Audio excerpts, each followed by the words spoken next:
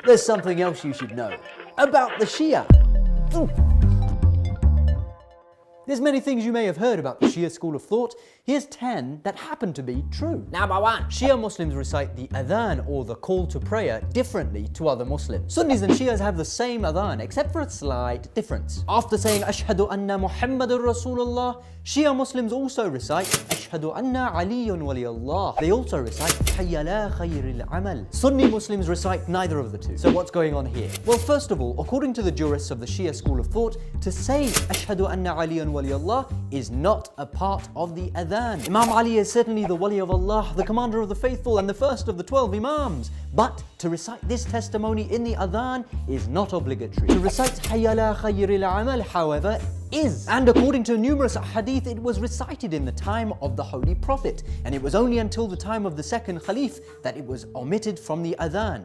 Number 2. Shia Muslims perform the wudu differently to other Muslims. Muslims everywhere perform the wudu, or the ritual ablution, before performing the prayers. Shia Muslims wash the face, they wash the arms, they wipe the head, and then they wipe the 2 feet. And this is exactly what the Holy Quran says to do. O you who believe, when you rise up to prayer, wash your faces and your hands as far as the elbows, and wipe your heads and your feet to the ankles. Number 3. Shia Muslims use a turba, one of these, when they pray. All Muslims prostrate on the ground while performing the prayers. While many place their foreheads on the carpet or on a cloth or on the prayer mat, this is not considered permissible in the Shia school of thought. According to Shia Ahkam, the rulings, prostration must be performed on an all-natural substance, and this is because the Holy Prophet did this. According to a popular Sunni source, Abu Sa'id al-Khudri narrated, I saw Allah's Apostle prostrating in mud and water and saw the mark of mud on his forehead. Maymuna also narrated, Allah's Apostle used to pray on a khumra, a small mat made from palm fibers, and he used to prostrate on that. In fact, according to Al-Shawkani, another Sunni scholar,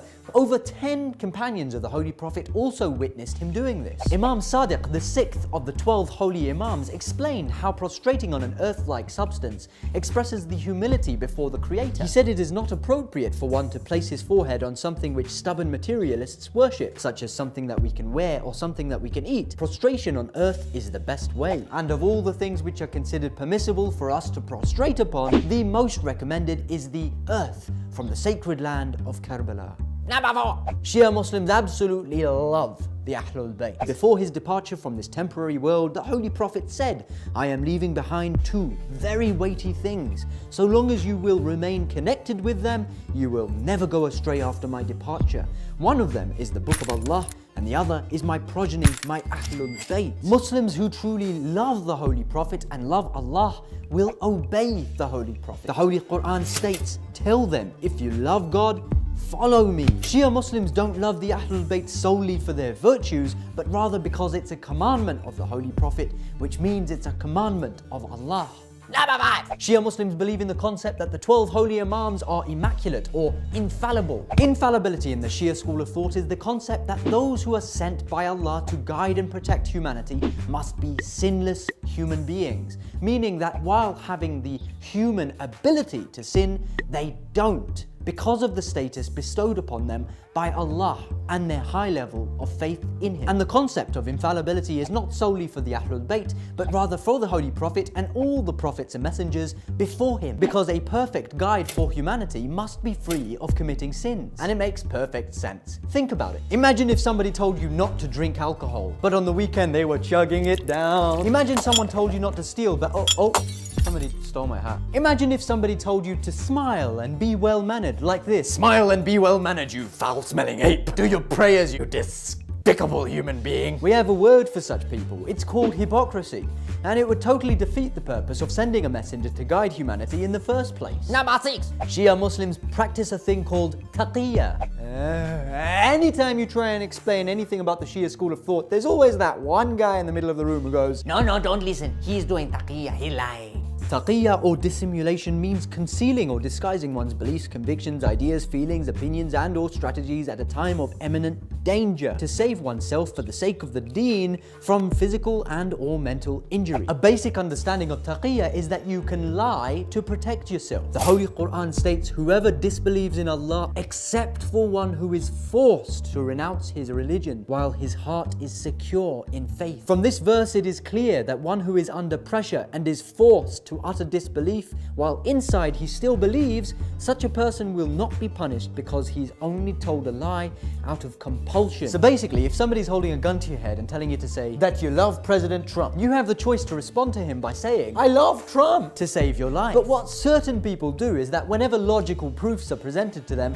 they say, No, don't listen to him. He's doing taqiyya. Don't listen. He's lying. take a chill pill. I recommend the red one. If someone's life is not in any immediate danger, why would they lie?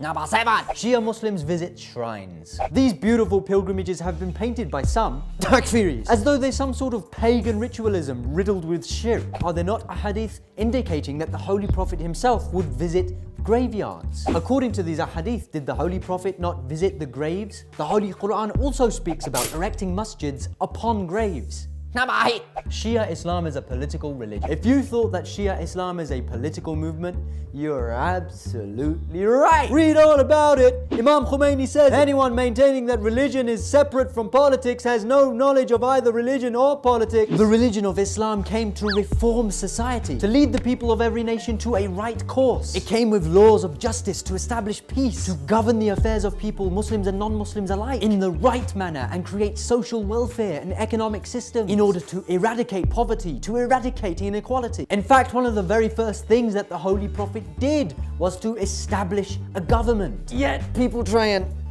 separate religion and politics. They say things like, oh, politics is dirty. Of course politics is dirty, and it's gonna remain dirty until good people get involved. 2017 and the world is an awful place to live, and it will stay that way until you try and change it. Imam Khomeini explained that the politics he talked about was a perfect form of politics. Politics is meant to guide people and take into account all interests of the society and man. This is the politics of the prophets. Number 9. Shia Muslims are in the minority. Question: if the Shia Muslims are on the right path, why are they in the minority? And why do so many others, takfiris, consider them not to be within the folds of Islam? If our criteria for finding the truth is whatever the majority of people are doing, then we would never have been in the party of Ibrahim in the time of Ibrahim, nor the party of Isa in the time of Isa, nor the party of Musa in the time of Musa. The Holy Quran states, but no one believed Musa except some youths among his people. How many people fought with the Holy Prophet in the Battle of Badr? A mere 313 against over 1,000. And the party of Allah was still successful. Number 10. Shia Muslims believe in muta, or temporary marriage. Oh, looks like we're out of time. No worries, inshallah, we'll see you next time in episode 21. This was the 20th episode of Biscuit. We've made a heck of a lot of progress, alhamdulillah. We hope you've enjoyed it so far. Inshallah, we'll see you next time for the 21st episode.